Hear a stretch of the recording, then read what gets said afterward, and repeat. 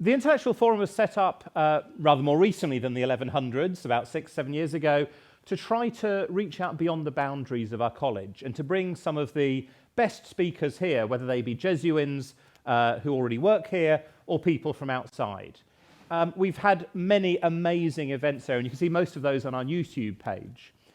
There's a lot of themes which have come through on that, and one of them has been about technology, perhaps unsurprisingly. So we've had amazing people like Siva Vaidyanathan, who explained why Facebook is evil.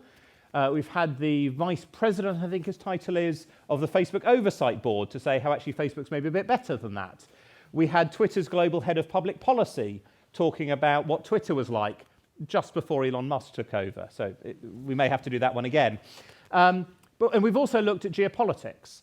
So relatively recently, we had Pakistan's former ambassador to the UN who came to talk about what we should have for a new world order. And tonight we're going to combine both of those to really clarify what we think both about technology and about geopolitics. And it's wonderful to have Professor Alexander Evans with us. It's no exaggeration to say that he's had a really amazing career, a diplomat for the UK and for the US and for the UN. He's been a professor currently at the LSE, but he's also held position, the Henry Kissinger Chair position, I think it was at the Library of Congress, at Yale and many other places. He's played a huge role in helping us to think as a country about what we should do through the Foreign Office and various other roles. I could go on for a very long time about it, but he's much more interesting even than his own biography. It's wonderful to have you with us, Alexander. Over to you.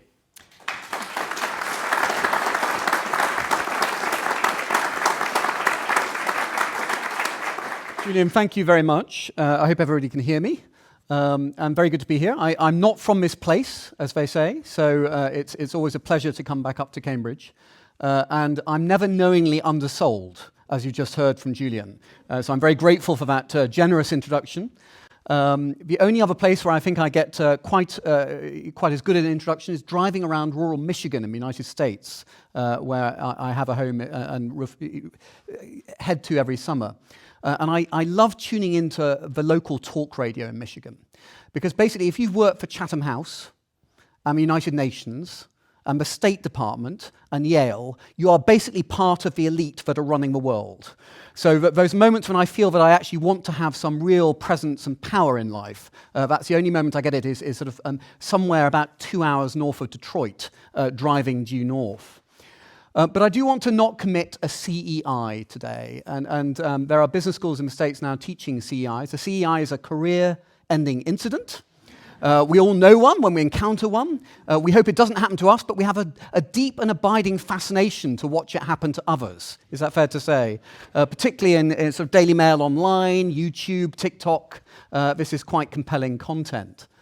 But I was asked to come along today and speak a little bit about sort of technology and geopolitics and the future, all of which I'm poorly equipped to do as a recovering diplomat and now academic. But I'm going to try and do so. And I was trying to figure out where to start. And I thought the place perhaps I should start is in Bhutan. So I don't know, has anybody been to Bhutan in the room? Any Bhutan visitors in the room? So Bhutan's not a place you naturally think about as you're thinking about international geopolitics. Nestled in the mountains between India and China, a place where gross national happiness is the quantitative ingredient for national policy success. But actually, Bhutan's a place where geopolitics has become more relevant in the last 10 years. And I think it's actually illuminating as an example of the trend that is happening for many countries, where we thought geopolitics was out of fashion. It was retro. It was so 1930s. But actually, it has that ability to come round again and be fashionable in a way that Radio 2 wouldn't necessarily find compelling. And the place I want to kick off in Bhutan, Bhutan has a small strategic studies institute. It's in a small border town called Phuntsholing, which nestles on the border of West Bengal in India. And going there to speak a few years ago, I was invited by my Bhutanese host to come and visit their single tourist attraction. It's not, this is actually going to be recorded, it's a lovely town. I recommend you go there. Don't go there, don't go there. But Bhutan is lovely, Phuntsholing perhaps slightly less so. But their local tourist attraction is an alligator and crocodile sanctuary. So I got taken there. That felt pretty interesting. And my host took me there and he said, look, we have the crocodiles on one side in this pond, and we have the alligators on the other side in this pond. And we feed them fish. We grow fish. We sort of rear fish in the pond. And when they're large enough, the fish get eaten. And he looked at me and he said that the key thing, if you're a fish, is you don't want to be large enough to be eaten by either a crocodile or an alligator. And I think he was trying to tell me something that wasn't about alligators and crocodiles. But to this day, I'm not quite sure, because parables or metaphor is often the only way you can talk about geopolitics if you're in a small country and you're stuck in the middle with you. And let's remember that for 140 countries in the world, particularly in the midst of US-China competition, most countries are stuck somewhere in the middle. And they have to negotiate their relationship with American power and Chinese money. And that's not always an easy negotiation to take place. But I do also want to raise Bhutan because sovereignty, again, which was pretty retro for a while, and I'm not trying to reinvigorate. Apparently a debate happened here when I lived overseas until 2011. Something happened, something about Europe. I can't quite remember what it was, but quite contested. I was living in India at the time. But there is, I think, a reality that sovereignty is relevant once again in a way that I think for a long time it wasn't. And you don't have to be in Kiev with President Biden and his visit to realize that that's true. Go to Kishinev. Sit in Vientiane talking to the Laotians about their concerns about the changing geopolitics of their region. Sit in the Middle East, in Yemen. Sit in parts of Nigeria, looking across the border at some of the challenges around. So geopolitics felt very rarefied and it felt historic, but I would argue that it's becoming relevant again for a range of countries. Now you might say, but for Western Europe, this is still very retro. I mean, the idea that sovereignty really ought to be a viable concern that we would have in our societies. Is that reasonable?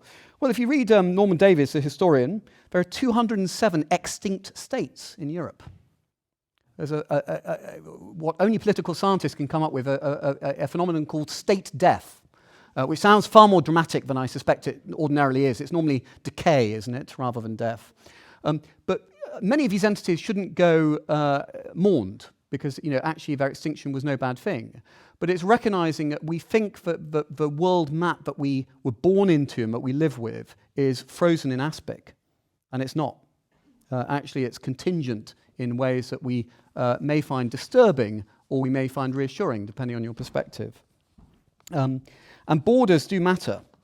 But my task this evening, I think, is largely about breaching boundaries in some ways. And I want to raise a couple of boundaries that I think are important for how we think about the future, how we think about the age we live in, and how we think about the risks we face, but not just as the UK, but actually as any liberal democratic state in the modern order.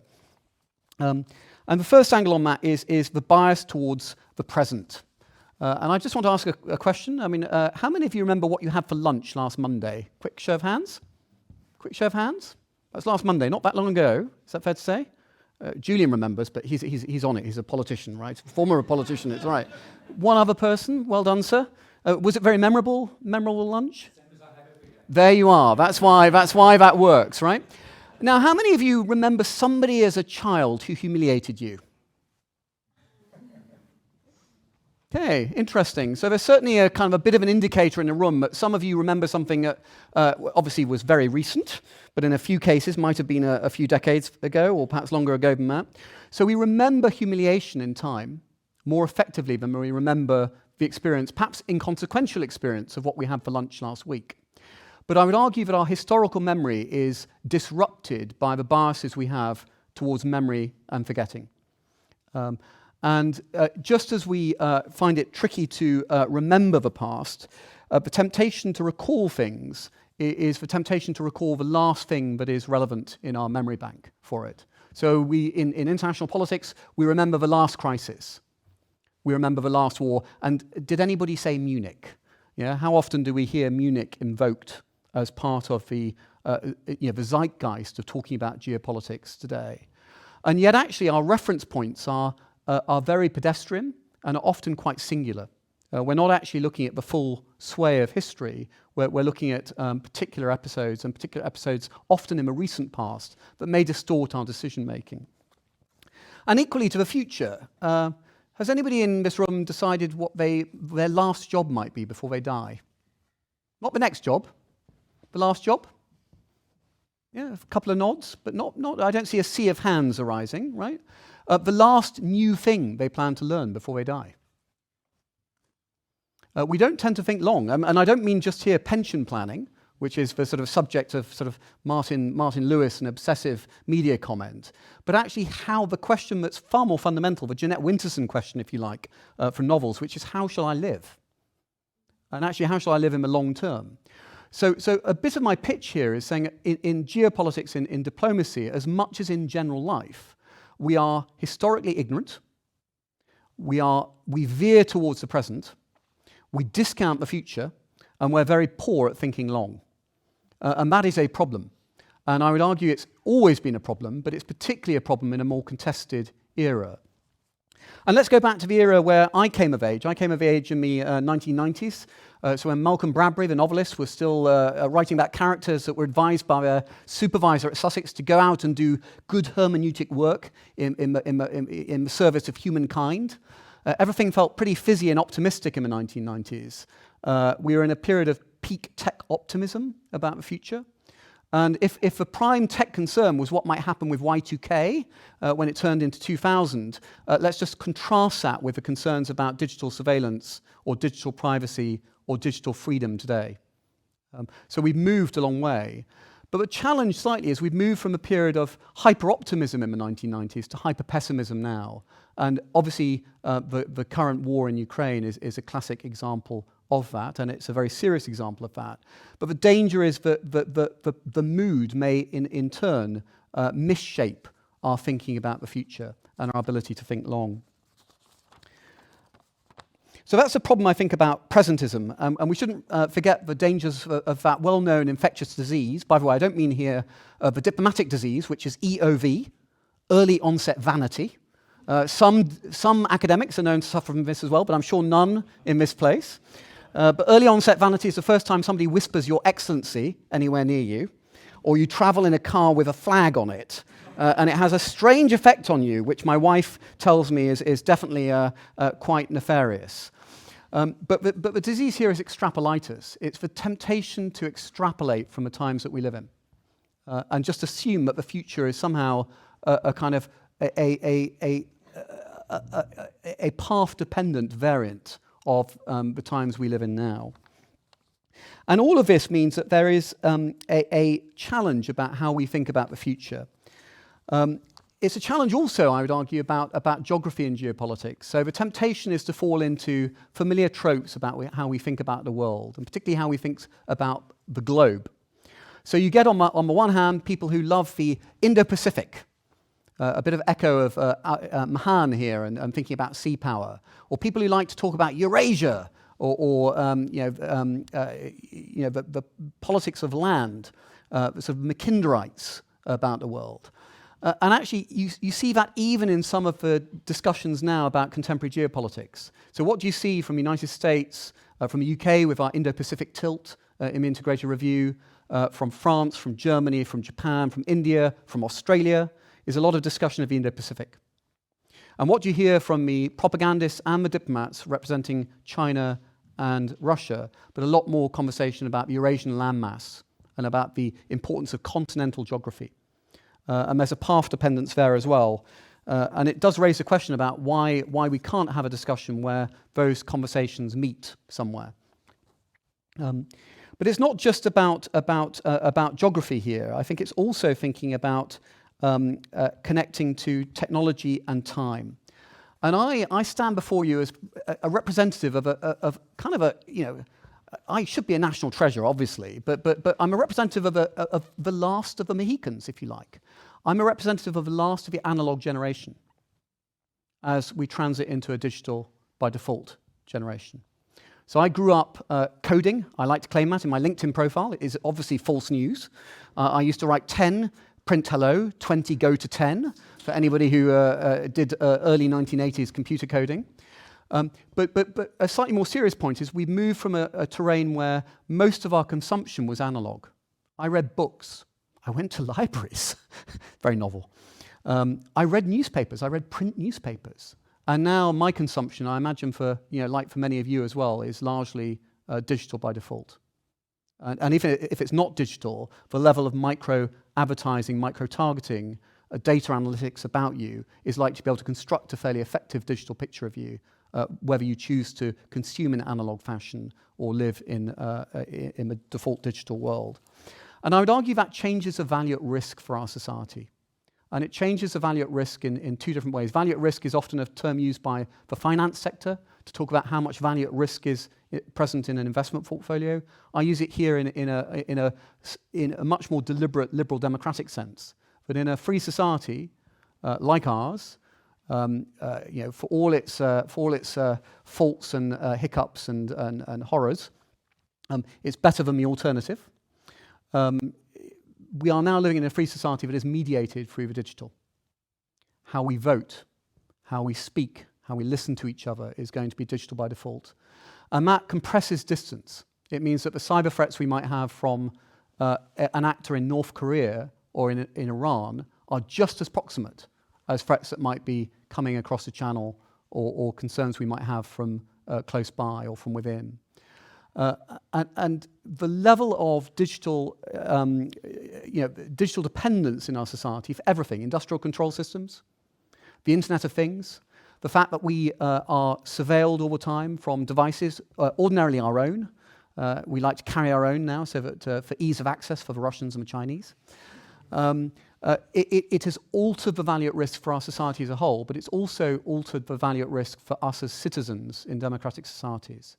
And we're still grappling with that in many different policy manners. But I think collectively we need to also be thinking about how to grapple with that in the context of national security and how do we protect our way of life. And I don't want that to sound too much of a cri de coeur, but I would argue that is something that we should be thinking about in terms of national strategy and the future. Because I would argue that we can't really opt out. Even if you want to go and buy a bit of real estate north of the island of Mull in Scotland and try and live off the grid, the prospect to do so in the UK is quite limited nowadays. The prospect to do that even in many other spaces is still quite limited. So you might want to exit the grid. The grid won't lose sight of you. So given that fundamental truth, how do we make sure that the grid is somehow regulated and framed in a way that protects the liberal democratic values we have? And that is not about domestic policy alone. It is about domestic policy, but it's utterly about the international as well. Because if our data is being stored across borders, if the technology we're using is produced or the services underpinning it are cross-border, then our vulnerabilities are cross-border as well. And that's something we need to be factoring into national strategy. And some of this is about the US-China competition piece, but some of it is also about 193andMe. As we all know, the best way to organise any weekend event is to organise it with 193 of your closest family or friends. And that is the General Assembly of the United Nations. Yeah? You're talking about 193 states that may not all be, they are all sovereign equals. They may not all be equal in terms of spend or economy or military power or influence. But when it comes to a lot of the standards and norm settings in the international system, they're made with a board of 193, not a board of 15 and not a board of 2. So part of the terrain we're navigating through now is a terrain in which the rules that might frame the use of AI, the rules that frame data privacy, the rules that frame the norms and standards that might apply to surveillance, for example, may well be developed not by a lawyer from Southampton, a tech company executive from San Francisco, and a good academic from Cambridge, but actually by a state-owned company in an authoritarian state, by a lawyer who perhaps represents the state agenda from an authoritarian state, and by a technology company that might be somewhere in the middle, but not necessarily on the side of some of the values that we would hold dear. So there's also a framework here where some of the things that used to be very nerdy and boring And it's sort of the technology equivalent of international accounting standards. Apologies, I'm sure there are accountants in the room I've just managed to offend. I'll try not to offend the lawyers as well. But this norms and standards debate has become consequential. And it's become consequential because basically in the General Assembly you have roughly 40 like-minded states on one side, which are anchored around the UK and the US, France, Australia, European friends. On the other side, you've got roughly 9 to 13 states anchored around the Russians and the Chinese. The Russians do the talking, the Chinese do the walking. So it's worth remembering that the noisiest actor is not necessarily the most load-bearing actor in that space. And then for roughly 140 states in the middle, they're trying to balance their economic interests and their political interests in a turbulent and challenging world. And in essence, the math might look favourable to our side if you're thinking, okay, we're sitting within a pool of 40, that's pretty good, right? But 40 doesn't give you a majority in 193. So that's why a range of multilateral standard-setting institutions, many of which are not UN, many of which are also non-governmental, have become much more material to our future and to our values than was true 10 or 15 years ago. So what do we need as we go forward? I would argue we need a better grip on history, because actually I think often policymaking can be quite historically illiterate. People don't think back far enough to think forward. We need a better grip on strategy in government. And strategy is not just, as Bill Clinton once said, big think that will get us a headline, nor is it what David Cameron once said, which is just a series of good decisions. There has to be something perhaps beyond both of those things. But it's very difficult to get in an age of mass distraction. The temptation to focus on the urgent and the immediate overwhelms policy planning machinery. Strategies are all good and well, and I've worked on Tony Blair's international strategy and then Boris Johnson's international strategy as a diplomat in both cases. But the really interesting exercise is how do they get translated into actual policy making? And there's a problem in government, which is an East Wing, West Wing problem. The West Wing is where everybody wants to work, because you get to hang out and you get filmed and you get to hang out with the principals, and isn't it great? Did you see me in the West Wing? Everybody wants to be doing strategy and policy. Nobody wants to do execution. Because trying to keep the trains running on time or work out what critical technology to invest in or how to do international accounting standards, that's not really where the frisson of excitement comes in international policy making. But unless you do the East Wing work well, the West Wing work doesn't count for very much. So I would argue part of a challenge for all governments, but particularly for the UK government, is how do you join the West Wing and the East Wing? How do you join the past and the future through a better managed approach to policy in the present? And how do you also mitigate against some of the unintended consequences of policy making, which we know are going to be legion and always there? There's a friend of mine, Ricardo Luna, he and I were academics together. He ended up being Peru's foreign minister, and he has a lovely law which I give him the naming rights over. He talks about the iron law of proliferating unintended consequences. And we probably all recognize that in the fields in which we work or operate. But I would say that's particularly true in the world of international affairs and geopolitics as well. And how do we not equip ourselves to predict the future, because we can't, and all models fail, but how do we at least better organize ourselves so that we have the ability to anticipate surprise and at least manage some of the contingency thinking and capabilities that we might need in government. And there are some good signals on this for my, this is not just a cri de coeur about government, having left it, but the Office for Science and Technology Strategy in the Cabinet Office is a good vehicle to try and think about how you better brigade some of this. You've seen Prime Minister Rishi Sunak's changes to the departmental structures in recent weeks. You've seen the creation of a British area, a British version of DARPA, to try and think about strategic investments in technology. I think these are all welcome changes in different ways. But there is a problem here, which is how do we think long range about policy making? And if I will, I'll finish with a guy called Tom Hughes. Tom Hughes sadly died. He was an American official who died at 97 in January. And I had the pleasure of lunching with him as a sprightly 85-year-old in Washington, D.C. some years ago. And Tom had been Assistant Secretary in the Kennedy administration, Johnson administration. and he'd written a cri de coeur about how awful government was when he left, which I really enjoy and I use it for teaching. And he said, here's the problem with government. It was the 60s, so he talked about men, but this would apply for both men and women. He said, every meeting you go to in government consists of 4 types of people. Informed men with views, informed men without views, uninformed men with views, and uninformed men without views. And I think if we cast a mirror effectively on us and took our selfie sticks out and thought about how do we operate in different meetings, we'd all recognize that we probably have inhabited all those 4 not very ideal types in many different types of meetings.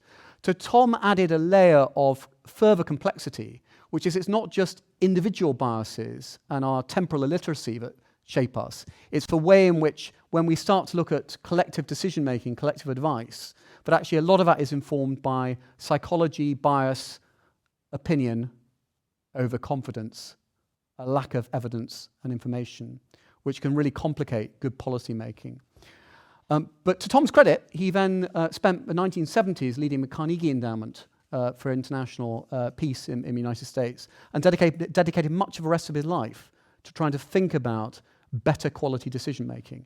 And I would argue a bit of what we need to be thinking about in international terms is not just the grand strategic questions about where next on Ukraine or where next on China, but actually how do you translate that into the machinery of government? Perhaps the least appealing theme for most, but really consequential if you're thinking about having a degree of effect. Thank you.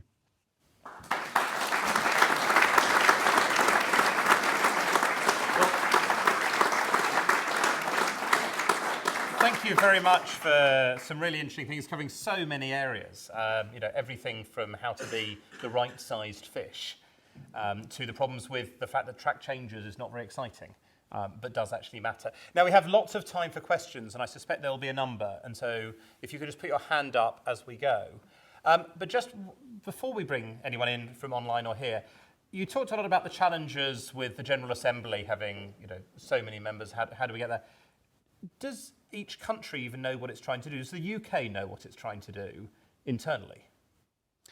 So obviously I have to say, rightly and properly, not least having represented the UK in the General Assembly for 2 years on cyber issues, that we certainly knew when I was there exactly what we were trying to do, etc., etc. As I said, never knowingly undersold. But I think we do have a pretty good vision on it. And actually, I think the UK is a full spectrum actor on technology and cyber. That is not, I think, a piece of classic boosterism or exaggeration. It's true. Everything from sort of intellectual property generation to regulatory thinking to cyber capability. And we're lawful about it. We have declared the fact we have an offensive cyber capability and talked about the circumstances that would frame our use of that. I don't hear the Russians doing that very much.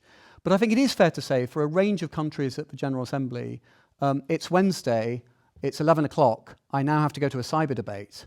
It's not necessarily the case that the national system will have the expertise or the strategy to apply in those negotiations.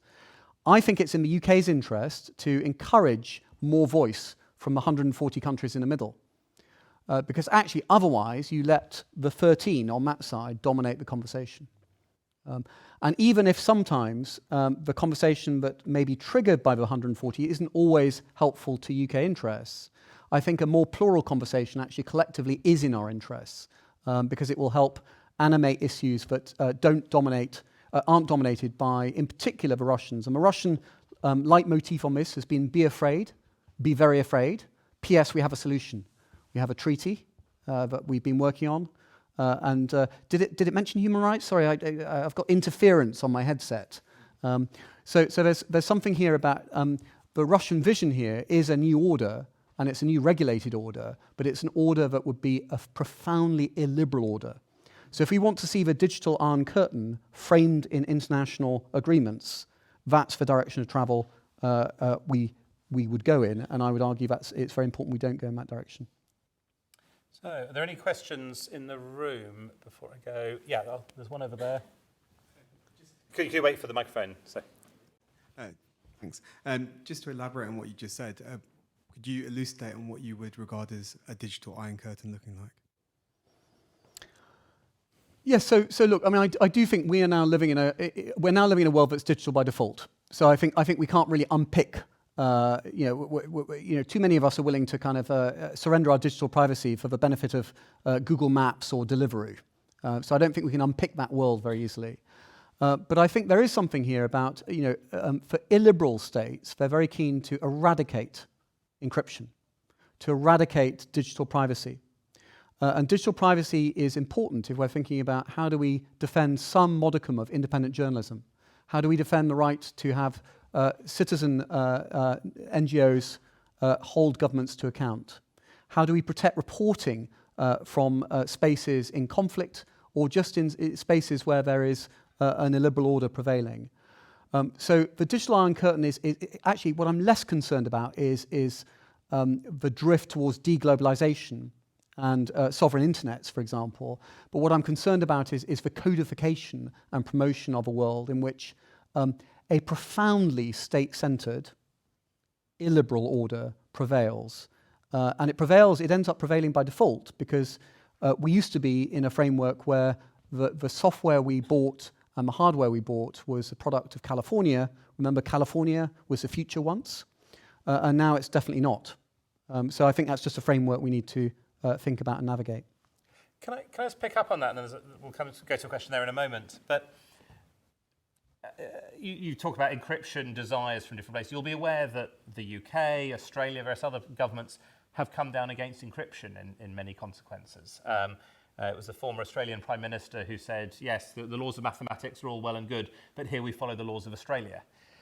What do you do when governments don't know what they're talking about? Which really links to a question from Janet Burgess, who specifically says, what do you do when the government in power suffers from a Dunning-Kruger effect? Yeah, look, I mean, I think there's a left-hand, right-hand problem here. Yeah, I mean, if you think about government, just as I've sort of described, if you like, the divide in the General Assembly, if you think about government, you've got securocrats at one end of the room. Be afraid, be very afraid, and they've got good reasons. Yeah, if you're thinking about tackling child sexual abuse online, tackling terrorists, tackling organised crime, you want to be able to have intrusive capabilities by the state on behalf of that. The flip side is if you believe in some form of digital liberty as well and accountability, you want to be able to protect that space as well. And it's not an easy circle to square, which I accept, and particularly having had to stand up defending some of that internationally. But I think part of it is how do you have a balanced strategic view about it that isn't just in the now, but is also in the next. Because it's not necessarily about what the technology can do now or what the value at risk might be intruded on now, but what might be the case in 5 years or 10 years' time. And we need to at least anticipate policy choices as much as possible, because some of the choices we make now generate a path dependency to a policy framework for the future. I'm tempted to ask your views about the online safety bill, but we'll maybe move on. There's a question up in the top corner. Thank you. And actually, my question is not entirely unrelated to that last one. You talk about the group of 40 states with similar values at the UN. But actually, in this space, do we find that those 40 are a coherent block? We've talked about encryption then, but actually things like privacy as well. The European model of that is very different to the American one, and I think the British is somewhere different too. Yeah, so I mean, the phrase I'd use is like-minded. So it's not necessarily a block where everybody agrees, but it's a block where everybody can go to the same restaurant and order a la carte, and they roughly have the same food choices. So I think there's something here about we sometimes want to see uniformity in the coalitions we build internationally. And sometimes there is going to be diversity. And a classic case in point for me would be German friends and their attitude towards privacy. There's a very deep institutional and I think political preference in favour of privacy in Germany because of German history and the legacy in the 20th century. And I understand that. But it's differently flavoured to, say, the national security equity in Australia or in the United States. So there's a question from somebody called Moritz Mihach, who's watching this, who introduced us, I should explain. Hello, Moritz. It says, many thanks for your talk. So many questions, but let's focus on one. You talked a bit about sovereignty, and particularly digital sovereignty. There are recently some voices in the global south who talk about digital colonialism or digital imperialism. Do you think these concepts are analytically useful and fitting? Look, I mean, I think I think there's a danger sometimes about running ourselves out of using certain terminology because we associate it with something historically. So one of the phrases used more recently by the UK was talking about democratic sovereignty. Because if you notice something about the Russians, they always use adjectives linked to democracy, sovereign democracy. They love conditioning democracy. You know, democracy, but we're just going to modify it a little bit with this adjective. I think the challenge around sovereignty is it feels very retro. It feels very, actually it feels state-centric and dirigiste and not very welcoming of rights. I think there's a counter-argument to that, which David Miller and other academics at Oxford, sorry to mention that place in this place, but have argued, which is there is a way of recognizing that actually the only way you can configure and protect the rights you have in a state is to provide a sovereign framing to be able to legislate in protection of those. We might want to rely utterly on international protections, but I would argue probably that's not sufficient. Might be necessary, but it's not sufficient. And on imperialism, it is fair to say, there is frustration, but I've heard frequently from smaller states in the international system and developing country states who say, well, hang on, this is a conversation that was largely had about with consequences for us where we weren't in the room. Well, we can remedy that. Let's have those countries in the room. Let's have that debate. A big part of that debate is also making sure that public policy in those countries is informed by the value at risk that they are taking on. If you choose to construct your cyber security system in a certain way in your capital city, if you choose to have a certain type of legislation, what is the consequential framing that you are doing for your society, particularly if you are a democratic state?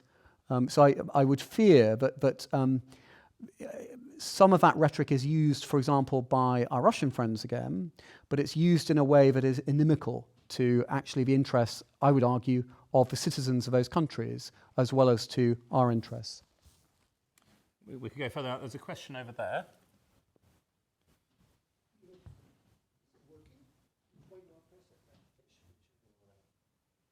You've given a very interesting and very broad talk, which I'm sure we've all appreciated, and you've pointed out problems and difficulties. I wondered if you'd say more about how you'd fix them. Imagine you were given infinite power. How would you go about fixing things? Excellent. Well, thank you for giving me that. I feel empowered already. Look, and this actually goes back to the conversation I had with Tom Hughes when he was an 85-year-old, which is a lot of people think you can fix this through rewiring government. You rewire the legislation, you rewire systems in government, and that offers you, if not a quick fix, then at least an easy fix. I'm not persuaded by that. I think part of what we need to do is create a generation and a system of policymakers, both for decision makers at the political level, but also the officials and advisors who are providing the advice that flows into that, who are literate in cyber and digital issues. I don't think that cadre of people particularly exists today.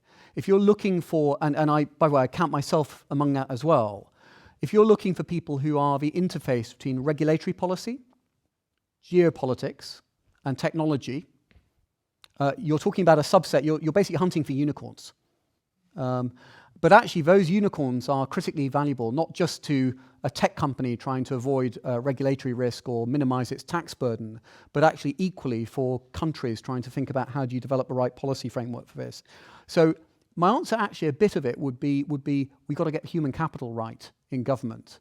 That is a generational project. That's not something we can invent overnight. The other ingredient here is we need to be thinking in anticipatory terms about policy making. Now, if anybody thinks that we do anticipatory policy making well, any idea when the UK cabinet first discussed raising the pension age to 67? Any guesses in the room? 67? 67 from 65? Any guesses? Yeah, 1952. Right, 1952. Took a little bit of a while to get that policy change through, I noticed, and still quite a contentious issue in terms of some of the debates about pension policy today. So part of the challenge here is the diagnostics may be around for a very long time. The question is there also the political will to translate into action on some of this? But for me, human capital in particular and long-term thinking are the two ingredients that would help improve the possibility that we can mitigate some of these effects. I don't necessarily, I'm not a great believer in sunny uplands, except when I'm paid to give speeches in favour of sunny uplands, when I will do so with great gusto. But I think there's something here about how we considered and purposeful in thinking about human capital in government and some of the approaches in government that would help us think longer term. Can I bring in a question? There's a few back there and then over there. But can I bring a question online from Carlotta Pernsken, who says, with states often playing catch-up to technological developments, what do you think is the role of companies and corporations in this dynamic? So I think companies and corporations can be pretty helpful, but I would argue most will take a singular view from their company perspective, or they might take a view in terms of sort of positioning themselves in a market, good tech company versus bad tech company, not naming any names. I think it's rarer to see a company actor taking a view that is across the waterfront. Because generally just their optics and their perspectives are going to be slightly more constrained. But it's entirely fair. Most of a running done on this is being done by the private sector, not by people like me. I'm a cost center. I know what I am. I'm an operating liability. But I think there's something here about government can be a fast follower. Some of the most interesting people I know in finance and tech investment are fast followers. They're not trying to be the first mover into a space or into an investment. They're trying to be the fast second mover into that space to make a right decision at pace. Government, most of the time, talks to other folk in government. We love talking to ourselves. In fact, we love talking. So there's a challenge here about how do we encourage government officials to spend a bit less time, like all of us, poring over the WhatsApps and the emails, but actually getting out and talking to people outside more and cultivating that fast follower culture that would, I think, also contribute to that longer term thinking piece. Thank you. There's a question up here, and then I've seen a few over that side as well. So. Is it on now? Okay. Bouncing a bit off his question and on the topic of privacy on the internet and such, I was wondering what are your thoughts on the Julian Assange situation and him being possibly charged on a spy law from 1917? Look, personal view, I just think it's important that people are held to account for any charges that they may be responsible for in a democratic society. I think in certain circumstances, whistleblowers can help us in operating environments. But I think, I personally don't think Assange has necessarily advanced the sum of human freedom on some of that. I would, by the way, say a better gender balance of questioners would be wonderful. I'm not putting the pressure on you. I can try. On this side. So one of the things that I've always been interested in having tech discussions with bureaucrats and industrialists is just how long-term the thinking is. And I wonder if you could put us in a pecking order of where the UK sits in terms of long-term thinking. I'm asked for what is it going to be doing in 25 years or 50 years? What's the UK policy on this for 50 years? And I'm like, 3 years would be great.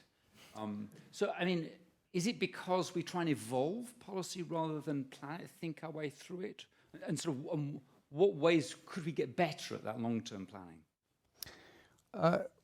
So two thoughts on that. Of course, there is a long tradition of the sort of the amateur in British public policy. We have for people who don't know, there was a thing called paper reading clubs that only died out in the 1960s, which was when in the winter months, men, and it was again one of those things where middle-aged men of a certain type gathered together and they read each other papers on a subject that they weren't expert in. And there's something quite delicious about that because it kind of celebrated the idea that you can know something about something without having to be certified or having a PhD in it. But there's also something kind of toxic about it, which is that celebration of the flitting generalist. I don't subscribe to the argument that necessarily other countries or Asian countries, for example, are much better at long-range planning than we are. And I draw on that because I've talked to a range of, I've lived in 2 Asian countries, I've talked to colleagues from a range of different countries. I think some of these human dimensions around short-termism are present in almost every bureaucratic system. authoritarian or democratic. What is true is there's a democratic twist. And the democratic twist is election cycles. And election cycles, I think, give you, if you like, a pre-built-in timer, a bit like Julian's timer that was telling me that I had 30 seconds left a while ago, but kind of counts you down in a certain way that does provide a framing for policy making. So are you in an early government, or as one of my colleagues recently commented, in a late government? Can shape how it feels to be in government, either as a minister or as an official. Question up at the back here.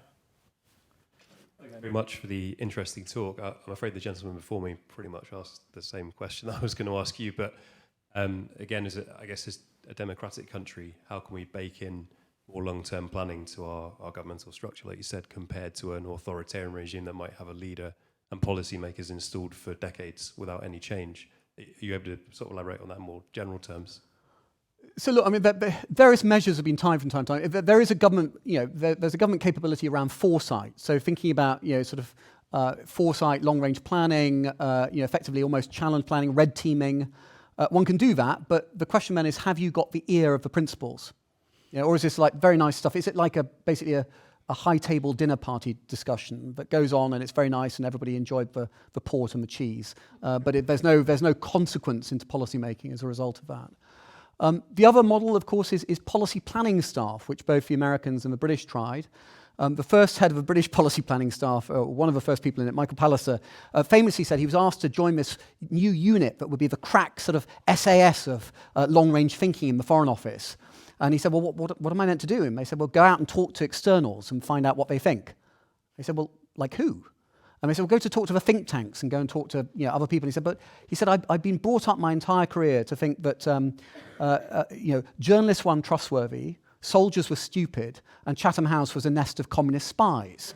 And now I was being told to go out and do this for a living and talk to these people. That was sort of somewhat disconcerting. I do think there's a space here for heterodoxy. So one of the things I value about teaching in a public policy school at LSE, rather than necessarily in a single academic department, is economists speaks unto anthropologists. The quants speak unto the quals. The historians have a conversation with sociologists. And that leads, I think, to a different type of conversation about academic thinking and policy than is possible if you're in a single vertical. So the one thing I would cry out for is I think however you do it at the centre of government, however you do it in any public organisation, you want a really heterodox group of people who have permission to genuinely have a conversation with each other and who try and find forms of language that will meet each other, not confuse each other as well. We have a question over here. So you talked about the importance of human capital, and you talked about the problem of very informed people at high level in government. What's your view of Sunak's latest creation of 4 different departments? One of them is Department for Science, Innovation and Technology. So there's now going to be a Secretary of State for Science, Innovation and Technology. What's your view of that? So entirely personal view, and I'm not wearing any institutional hat. I think it's not unhelpful to have a prioritisation on science and technology that is that explicit. But I think you probably heard me that a bit of my preference on some of this is thinking about people, not necessarily about systems. The systems piece that is really consequential to me is this East Wing, West Wing divide. And I've worked both in 10 Downing Street, and I didn't go to any parties, didn't get any fixed penalty notices. You have to say that nowadays. And I've worked in the Cabinet Office. I've worked, as it were, in 2 variants of the centre of government. But I think my chief concern is the follow-through, it's the execution. And I think often we are fizzy with bright ideas about how to improve the human condition or improve government. We're not actually very organised about following through on what we ourselves commit to. This being Jesus, we can take questions from the gods up there. This is God speaking. I wanted to follow up on this question here. You also in your talk touched upon journalistic freedoms and that kind of stuff. If I understood your last sentence correctly, you said Julian would not necessarily advance freedom in a way that you would subscribe to. And I wanted you to elaborate on that a bit more, just because I don't really understand what you're touching upon. I mean, look, in essence, it's this. I think at times there are things that should be kept confidential, and at times there are things that should be released. I can at least kind of draw the analogue of my work in government, both for the American government and for the British government. I think it's perfectly reasonable. I advised Richard Holbrooke and Hillary Clinton on Afghanistan in 2009, 2010. I think it's reasonable to keep the advice that I offered confidential for a period of time. I think it's also really important that that advice is eventually declassified and available to historians, and which is why I'm quite obsessed about archives and the quality of releases into archives, and ideally the pace. There's a joke, at least in Whitehall, that the lunch menu at the Ministry of Defence used to be classified top secret, mainly because the food was so awful. I think it is apocryphal, but I'm not entirely sure. But there is a genuine problem, responding substantively to what you're saying, there's a genuine problem of over-classification in government and over-secrecy. But I think there is something here about, I think part of good advice to political principles is having advice that is not thinking about how is this going to look if it's in the papers tomorrow, how is it going to look if it's on the website. I think people writing for posterity is a very dangerous thing, because I think it distorts the honesty of advice that can be given either from officials or indeed from political advisors to principals. Question at the back there. Thank you. How much damage has secret mass surveillance caused to the public debate on this? The fact that the public aren't included in these conversations, they take place behind closed doors, and it takes an American traitor for the UK to find out what's happening behind closed doors. So look, I mean, I am worried about the prevailing technologies and the capabilities around surveillance. I'm much less worried about, I carry a phone, I carry my own personal surveillance device. It's like subcontracting. I feel like one of the train operating companies. I'm doing it for government, but I would be probably more concerned by the micro-targeting from the private sector than I would be from government. In the UK, with the dual lock system now between ministers and judges, there is actually, I think, is it the best it could possibly be? Every system can be improved, but we have, I think, one of the best-in-class systems for oversight of that intrusion into personal privacy and personal data. I'm not persuaded, as I click accept all with the cookie pop-up, I'm not persuaded that the organizations that harvest my data industrially every day are necessarily doing as much good with my data. And that worries me. So I'm actually, for the last 20 years, I've been perhaps more worried actually about private sector abuse of some of that than state abuse, although I recognize there are state abuses, and particularly where you don't have rule of law, where you don't have an oversight mechanism, where you don't have external actors trying to hold to account. So I think actually having a vibrant, and we were talking about this earlier, Julian, right? Having a vibrant ecosystem where people are saying, well, hang on a tick, that's your line on biometrics. But does that really hold true in terms of thinking about the equities and the liberties that we want to protect in the UK? So there's another question up there. Thank you very much for the talk. Very, very interesting. I guess picking up on a few of the points that were raised, coming up with a policy and strategy and execution on it is something that takes a very long time, as you quite rightly pointed out. I don't see any collaboration across governments, across different parties, to actually make that long-term policy work. And if you look today, whether it's here or across the pond, not even within the same political party, you see the unmaking of exec orders, etc., etc., etc. So how can we actually get long-term so that there is consistency? You see a technology strategy, I would see it as something that would need 10 years to sort of have consistency and to have an effect. Look, I'm a big fan of disrupting the algorithm. Having conversations across the political divide is really important. Whatever your preferences are, whatever your subreddit, whatever your micro-targeting profile, mix it up. Consume stuff that's different, have conversations with people who are different to you. I had a conversation with a 90-year-old last night who told me that his views on Taiwan, they're not my views, but he's a veteran of the Korean War, so he has kind of like a slightly different optic on it than I do.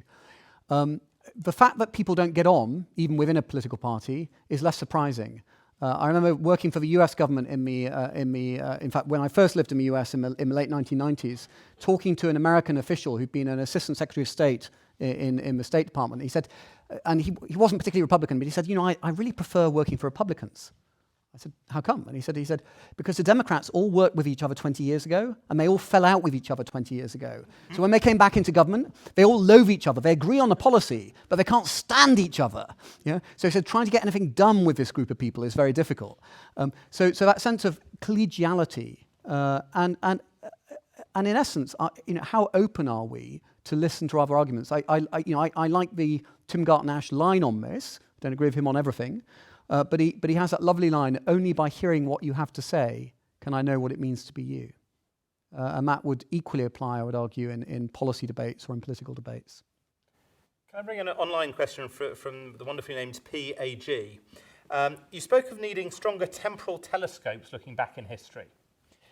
How do you see policy needing to flex with the acceleration of the rate of change of digital information? I mean, are things just getting faster and faster and faster? And what do we do about that?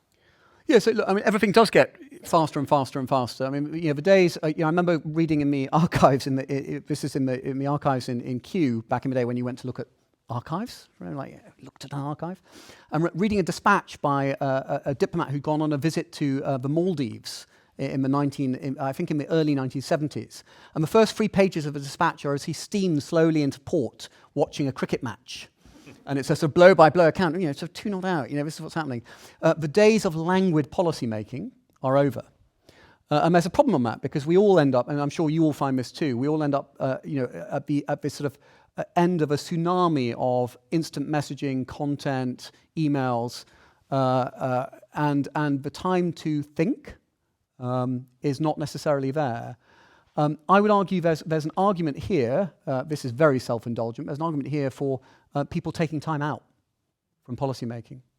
The military, actually, I think get this right much more effectively than civilians. So take the US military, the expectation for US military officers is, now there's a preponderance of too many people with PhDs who then become scholar generals and sometimes to untoward effect. But there's a merit in saying about a third of your military career as an officer should be learning, reframing, gaining intellectual capital that you can then dispense in practice. That is not there. In Whitehall, it's very rare. It used to be that somebody would get parked at St. Anthony's for a term because they were between jobs, or sent to Harvard for a year because nobody knew what to do with them. But that's not the same as a deliberate policy of encouraging people to go think, get perspectives that are different to themselves. I'm a massive advocate. I've left government, this is the 4th time I've left. I've returned 3 times for the glamour and the money. But I think there's something about stepping away from government and having an ecosystem that's not politicized. I wouldn't want to see a massive growth in special advisors or politically partisan advisors. But I think there's merit in having people who haven't just been to the Ford factory in Dagenham circa 1978, got their golden ticket, and then stayed firmly inside the room, keeping the windows and the doors closed to stop anybody coming in. If we're thinking about that plurality around how do we have policy planning and people coming in and out, heterodoxy, we need people to be going out of the walled garden of government and coming back in. And at the moment, our systems for porosity in the UK are very poor. A question at the back there. Hello. I'm just wondering, do you think that perhaps there are any new technologies that should be banned completely? Or do you believe more in regulations so that to ensure responsible use? I'm thinking about perhaps facial recognition technologies or even ChatGPT, some might argue. What do you think? Well, obviously the ChatGPT argument is very live at the moment in universities. In fact, I was at a meeting on that earlier today at LSE, so that's a very, very live issue. Okay, the facetious argument would be I'd love to ban email, but that's really a much more self-interested argument. Look, I do think on biometrics, actually, I think biometrics can be our friend as well. And it's not just the convenience factor again. Who wants to remember the code, put it in the phone? Do you want to just look at yourself and be recognized? Biometrics reduce false positives. So having dealt, a chunk of my career was looking at kind of issues around sort of national security and counterterrorism. The number of people who got picked up because their name was, their name was the same. Think about unique identifiers. If you only have two names, a first name and a surname, and you come up on a list somewhere, please step this way, while I put the rubber gloves on, right? There are an awful lot of people who were caught up in the dragnet of national security through no fault of their own, through simply the fault that they shared unique identifiers with somebody who was subject to an Interpol notice, on a UN sanctions list, on a terrorist watch list. So biometrics, I think, can help reduce that. At the same time, biometrics have a real challenge around racial discrimination, and we've already seen that. There's a number of instances where that's true. If you have AI that's trained on the global data set of what's available, that's a global north data set. It's a fundamentally biased data set. It's a data set that also discriminates against women. It discriminates often against older citizens as well. And the analog I use, a friend of mine has written a book on, it's called Butts, so it's about behinds. I recommend it, it's very good, it's out from good bookstores. But part of her work on it, and it's a history of this, and she's Heather Radke is her name, but part of what she looked at was the evolution of American sizing. And the very sizes that he used for women's clothes in America are based on original models that were developed in the 1950s. For male sizing, it was fine because there was all the history of uniform design in World War I and World War II. So you had all this big data about male body sizes. As everybody knows, nobody has an average, nobody's perfectly average, right? We're all a bit peculiar. But the data set that was used to develop American sizing for women's clothes did not have any black women, did not have any Jewish women, did not have any Latina women in it. So it basically excluded, that data was collected and it was excluded from the sizes that was used to build what is an enormously consequential data set for clothing.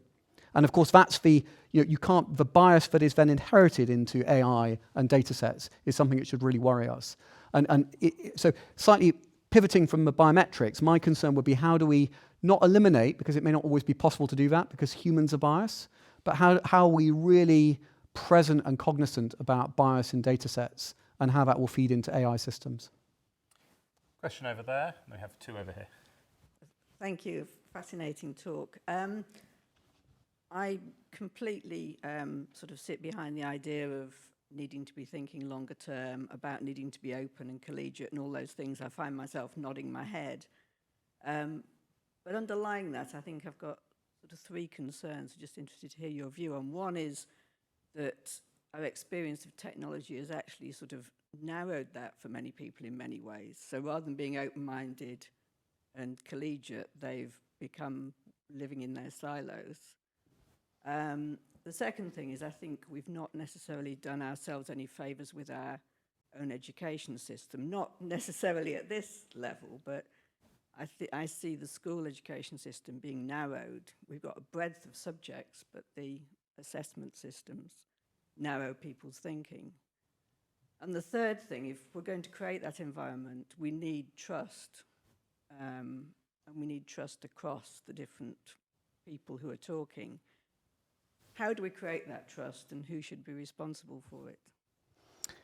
Look, I mean, I think that is one of the most fundamental questions about the society we live in and the society that we want to live in future. I would very much agree with you about the concern about sort of living in sort of the subreddits wait, do I agree with myself completely? That's wonderful. And I think there's something we can do to curate that and challenge that. Just subscribe to something you don't agree with. Read something that makes you mad once a week. I do that regularly. That's a great thing about British magazines and the British press, right? But the temptation to only inhabit a single ecosystem obviously is amplified through the consumption of media through social media channels. I think it's a huge problem, and there's something there about how, what's the shared history, what's the shared agenda, what's the shared story that we can connect to.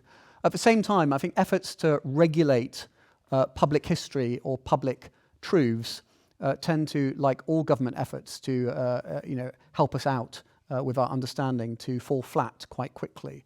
So it's not always clear to me that government's the most effective vehicle for some of that. But I do worry about it, and I think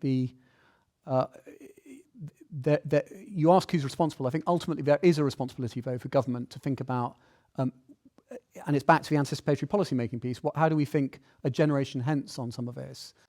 We don't yet know, and we all know, I don't know about for all of you, but the temptation to be, the last thing you do before you go to bed is look at your phone. The first thing you do in the morning is look at your phone.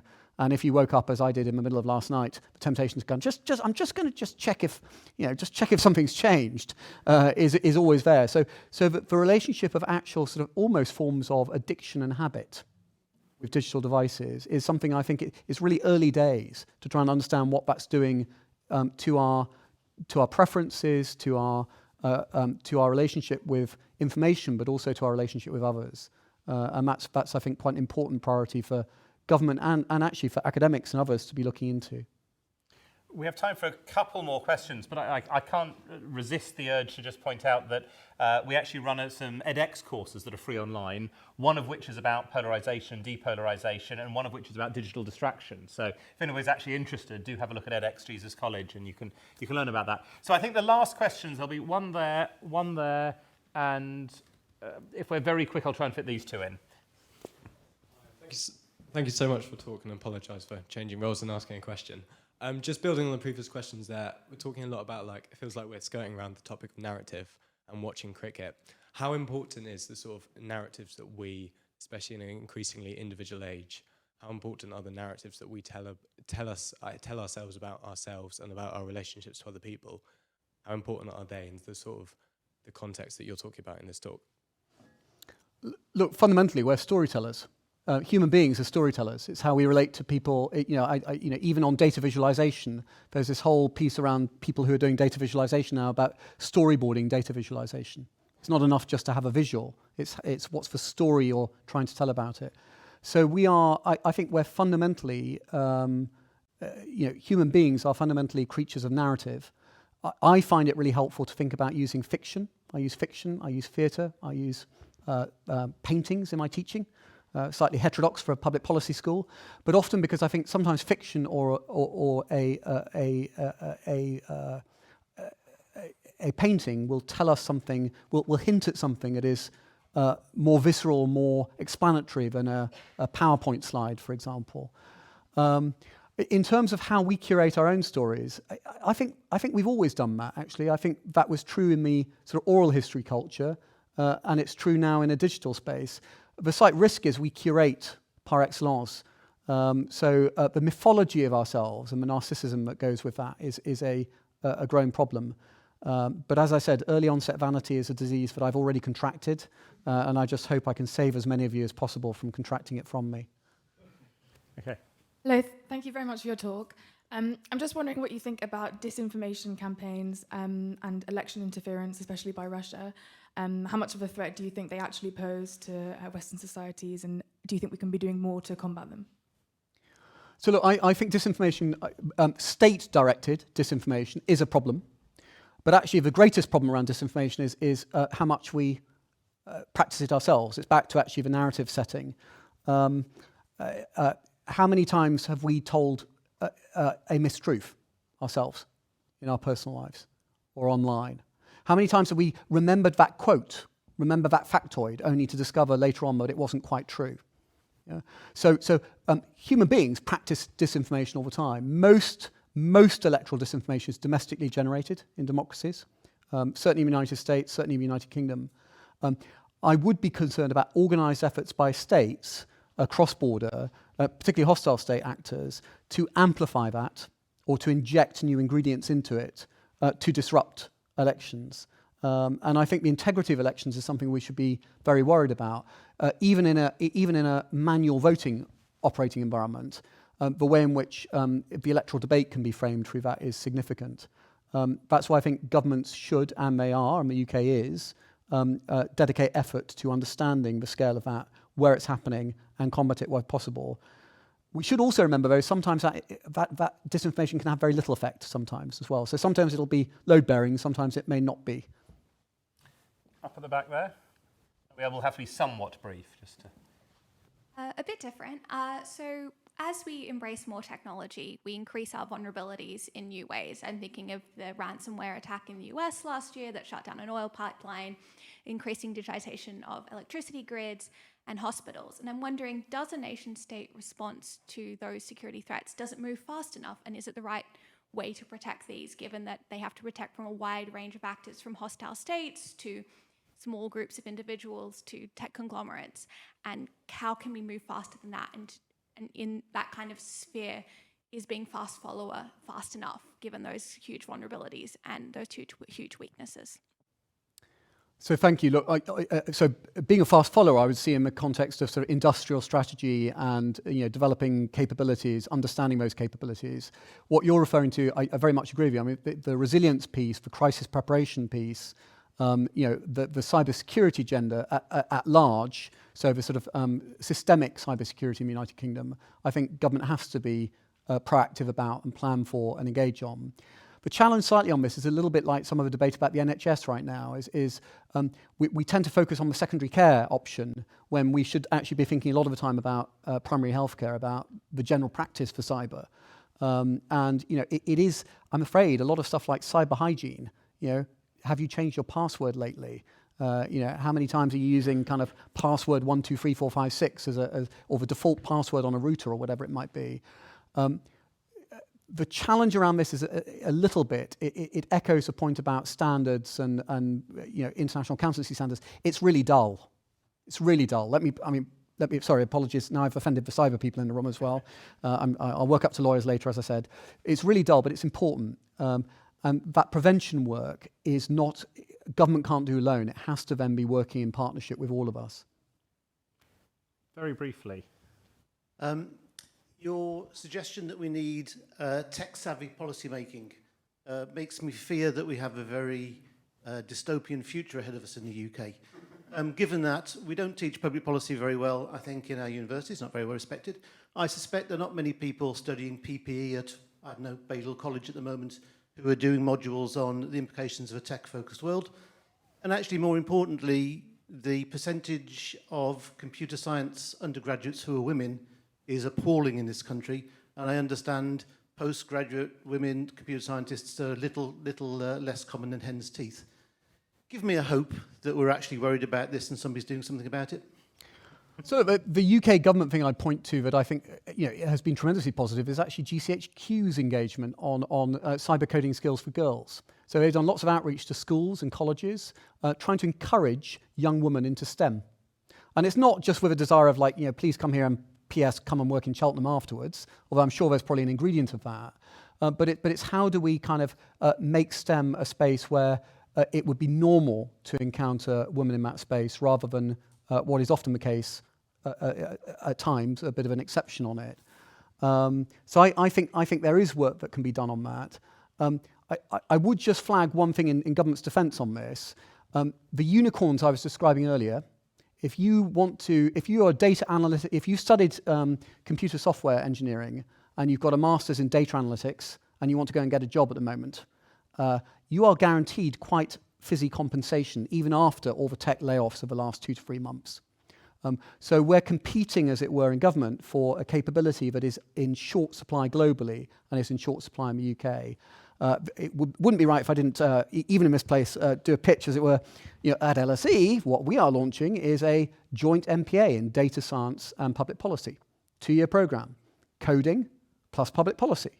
And it's not necessarily to create somebody who's going to be the coder of tomorrow. Actually, these are the people who ought to be in government making strategic decisions or offering advice about technology and policy over the next 10, 20 years. So there's an appetite to bridge the gap. Finding faculty to teach that is harder. Alex, we've covered a huge amount, and there's lots I would love to grill you on, but can I just ask one question of all the things there? What do you want your last job to be? So I do think about this quite a lot, particularly given the person I had dinner with last night retired for the first time at 78 and then retired again at the age of 89. And he said last night he's still doing a bit of pro bono work on the side. So I'm very interested in this. I think part of the challenge around full life is people don't think about what they might want to do later on. I want to keep learning. So whatever I do, it's how do you if you keep upgrading. And curiosity, you know, there's I think a Turkish proverb that says 2 types of people will never have enough: people who thirst after money. Yeah, obviously I failed on that score. And those who thirst after knowledge. So I think if you're permanently curious, there's something that gets you out of bed in the morning. And if you get out of bed in the morning, you're more likely to stand up on your own 2 feet. And if you stand up on your own 2 feet, recognizing that some people may have health conditions that make it difficult to do that, but I think your likelihood of having a longer durée in a more interesting way in life is greater. Well, thank you very, very much for joining us for tonight. Thank you.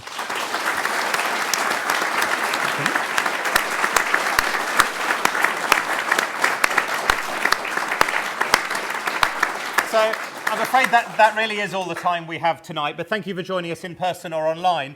We have lots of topics coming up, some related, some not. We try to be very broad. Just as a very brief advert, our next event is actually about generative AI. What do we do about, how do we think about the synthetic futures that we have? We're then looking at beyond online safety as part of the Cambridge Festival, AI, Web3, the metaverse.